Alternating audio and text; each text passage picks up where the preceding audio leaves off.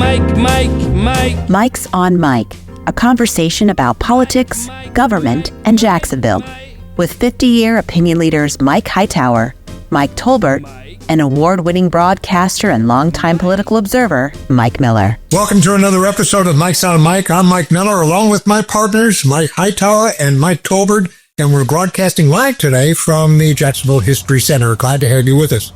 Also want to remind everybody that the opinions expressed on Mike's on Mike are those of the three Mikes and the guests, and not necessarily that of the Jacksonville History Center or anybody else in the entire universe. So please keep that in mind as you go. Especially Dr. Bliss. Especially Dr. Bliss. And of course, our gratitude to Dr. Bliss and his staff for being our partner with the Mike's on Mike since the very beginning. And we'll get into more of that a little bit later on. Today's Mike's on Mike is special for the three of us in lots of ways. As we wrap up 2025, we're taking a moment to look back, reflect on what the podcast has become over these past 2.5 years, and look ahead to 2026. Hard to believe, but over the last 2.5 years, we've had 125 episodes of conversations about our community. Today, we're joined by our good friend and partner, Dr. Alan Bliss, who's the CEO of the Jacksonville History Center. We'll also have an announcement about a holiday breather we're taking and what we're thinking about for 2026. So stick around. This one is going to be meaningful. And Dr. Bliss, welcome as always back to Mike's on Mike, and thank you for hosting us once again at the center. It'll be meaningful despite my being on. Ms. Batover, kick us off. Yeah, in looking back at all this, the last 2.5 years, I remember when you called Hightower and suggested we do this and talk about Jacksonville issues and Jacksonville politics. We had no idea we'd be here 2.5 years later doing all this. We know we'd be there a second week. Yeah, and it's amazing to me. I mean, we've had 125, I think, pretty damn good podcasts with some wonderful guests. And I think part of the highlights to me is that this partnership we've had with Dr. Bliss in the History Center has just been fantastic. And I'm grateful for that. And I'm going to ask, Dr. Bliss has said that what he thinks we're doing is making an archive of the Jacksonville history. And I want to ask him about that a little later, but not right now. Okay. When we got started, one thing that we knew was that three of us have been around Jacksonville forever. Colbert's been here since Moses was a kid. Miller interviewed Edison when he was doing the light bar. It's just unbelievable how much we know. It's been around forever. But for some reason, we thought we would bring a perspective, at least to Jacksonville, and the history with an interesting conversation. I think we've done that, but we'll ask you. And if we haven't, please lie and say we have. Our guests included the mayor, members of the council, city officials, business leaders, journalists, activists, historians, people who have been pillars of Jacksonville, probably people who have been under those pillars, new leaders that are creating future. I think it's probably, when we add up, it'll probably be close to 100 people when you kind of think about 2.5 years. I think we're at different times, Dr. Allen, that we're going to say thanks, because when we got into this, we were sort of laying the tracks of the railroad while we were building the train. And I want to say thank you for that. So I think as we get through this and talk about the people that your partnership has been able to bring out, the three Mikes, but I think when you look at the verbal archives of these 100+ people, these are people who are making Jacksonville either run or making it run. And I think hopefully that's our contribution to you. One of the reasons I called these two guys is that I wanted a diversity into political ideas. And I think everybody realizes that we all have our political biases. But the nice thing is that this has given us an opportunity to present a program in a long form, which really no other media is doing much in our community in that manner.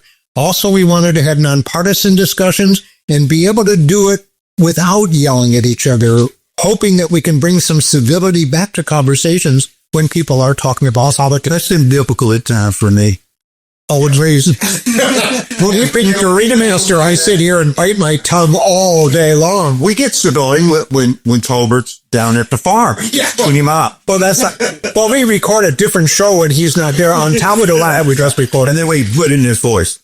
But today, let's talk about what it all means with Dr. Bliss, a man who may know more about Jacksonville's history than anyone I've ever met. And Alan, once again, welcome back to Mike's on Mike. And we wouldn't be able to do an episode like this without you. So start it off with you, from your perspective, as a historian. Have you seen the value in a podcast like this? And if so, why? And if not, don't tell us. Mike, all three of the mics, thanks back to you guys. And I'll correct you on that. You could have done this podcast without me and done a lot more besides. I'm in this, we are in this as the History Center for its value as a collective oral history project. And I describe oral history interviewing and oral history archiving as a gift to the future. And that's what the OOV, that's what the collection of the Mike's on Likes podcasts are going to wind up being. You gentlemen have, as Mike Hightower observed, a lot of collective awareness, familiarity with, and understanding, sort of a broad historic comprehension and perspective on the issues, the stories that are meaningful in contemporary Jacksonville. You have not dwelled necessarily on Jacksonville's past. You have used your resources, used your interviewing to talk to people about issues that are meaningful in the present. But as I often say, you don't understand very fully your place in the contemporary moment unless you understand how you got there. It's like navigation at sea. If you find yourself plopped down in the middle of the ocean, you start trying to figure out where you're going from here. It makes a big difference if you understand how you got to that point. It's very much the same, I think, in our collective civic existence. And so that's the contribution that the Mikes have made. This is, again, to trot this phrase out, a gift to the future. Archivists, researchers, curious citizens, members of the Fourth Estate from generations hence will, I hope, go back to the Mike's on Mike podcast series and look for some insights, some observations from you guys who know your way around Jacksonville civic existence, and from the people that you have chosen to interview for the show. Some of them had really contributed, I think, some remarkably valuable insights, and we can talk about that in a little bit. Some of them have not been so Jacksonville-centric as might be, I guess, appropriate for our mission. You can slice and dice Jacksonville's demographics in a lot of different ways. But it is a big, complicated sort of pastiche of humanity. Mayor Deegan refers to it as a mosaic. I think that's another good term for it. And so our job, our goal, and our value is to try to connect that broadly and to make it easier for people to recognize themselves and their identity as people who are part of what we broadly understand to be Jacksonville. And then strengthening citizenship. So that's the value of this project. That's what I see as being its contribution in the long haul. It has been at times gratifying, heartwarming, at times heart-stopping to me to listen to some of the commentary on the show. We're trying to keep Tolbert in line. You do is, what's his new chair? To pick up on that, Dr. Bliss, I think one of the things that on a serious matter is that when we all got together, when we were talking about what the objective was, Mike Tolbert put it is, we're going to have some fun. But during that discussion, when Mike Elder called us, we seriously on a month is one of the things that the three of us realized, having been here for a long time, is that there is unfortunately a lack of civility of people being able to have a discussion about issues and not being respectful of the other person's approach. And I think as pick up on what Mike Tolbert said, want to have fun. We wanted to be able to try to bring what we would call, what we all grew up with, was old South civility, Southern hospitality. So and that's what we attempted to do. We've tried that. Mike? Yeah, before I ask that question, I want to make an observation by something that Dr. Bliss said. We keep saying it, but we've been around this place for a damn long time. But I got to tell you that the civic pride that I'm seeing right now in Jacksonville, and the belief that we're in a different place, and we're going to create a different time, is as good as I've seen it in the last 40 years. It may be higher. And that is an amazing, wonderful thing to me, to all three of us here, who've labored in those vineyards for a long time. I'm glad to hear you're seeing that, Mike. I'm seeing it too. I'm seeing evidence of it. There's nothing magical or accidental about that. It really takes, I think, a sense of investment and a sense of stewardship on the part of everybody in a community. And Hightower's still running that. But whatever. Yeah, he's going. Anyhow, my question was going to be, in looking back over the last 2.5 years, is there any particular episode or podcast or conversation that really stood out to you that you could say that's my favorite? There are a couple. The Mayor Payton discussion about the challenges of budgeting in an outlying place like this. That's one of my favorites. I think that's a standout episode. And that's a very Jacksonville-centric episode. I mean, that's really high value in terms of contributing to people's future understanding of Jacksonville in the first quarter of the 21st century. One of my other favorites that I have recommended to a lot of people is honestly not Jacksonville-centric at all. It's the program that you did with my former UNF sociology colleague. I taught the Department of History there for a number of years, but my UNF faculty colleague, Dr. Sean Frieder from was it poli-sci, I guess, right? He is, man, I mean, that was really an enlightening, wasn't it? High value episode. I have recommended it to a lot of people. It's long form journalism. It's a contemporary snapshot. It's really sort of this revealing, narrate as you go the experience of somebody who is really trying to get his mind and help other people get their minds around this complicated, disputatious moment in American civic life. That was a good job. And it was frightening. It was frightening. It was scary. And I think to pick up on that, I think after that episode, we sort of all got together and we just thought, we've got to make sure that we can move that needle more positively. Because if you don't have people engaged to change what he was saying, then it becomes dark and negative, and it moves away from what we're trying to do as human beings. Yep, and the responsibility to do that rests with everyone. Everyone loses. And the other thing that was profound to us. It set us back on our heel. It really was. I'm going to ask a question, and it's going to sound a little bit, I'm lobbying here, but as you had thought about this last 2.5 years, I guess I'm going to put you on the spot. When you started out and what we were trying to do you believe in what your mission here is with you and your board? Has this been a compliment to your mission and vision? That was a rhetorical question. Yes, it's a very quick one. Yeah. Like at softball? It's had its ups and downs.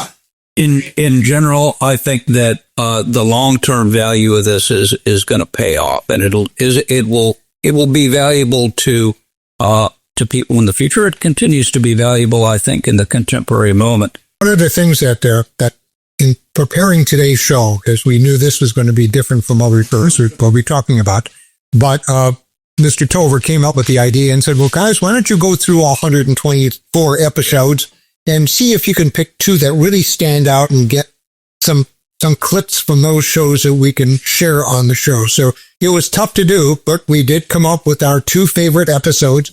And Tolbert, why don't you begin it, since you were the one to come up with it? Well, but my first one was the podcast we did, the Sheriff Nat Globe. Actually, we did two. But the first one we did, when we had him on to talk about his new book, about his life, in many ways, that conversation to me was very raw and very moving. But as always, Nat told it with what I call his Glover grace. And after we could take a look at your clip now. Goes back. What was Jacksonville like in the summer of 1960? Well, Jacksonville was pretty much a racist city. Let me just say it the way it was. But I was kind of fortunate enough, and I call it being fortunate. I had parents who never really talked negatively about white people. And if I was going to assess the frequency when they talked about white people, I would say that the reference in which they talked about them outweighed any negative responses. So I never grew up with the sense of those bad white people. And the second one was this one that Alan mentioned, and that's the John Payton interview that we did. He gave us a tutorial on the city's financial future. Masterclass of political science. Yeah, really well done. That was my second one. The community,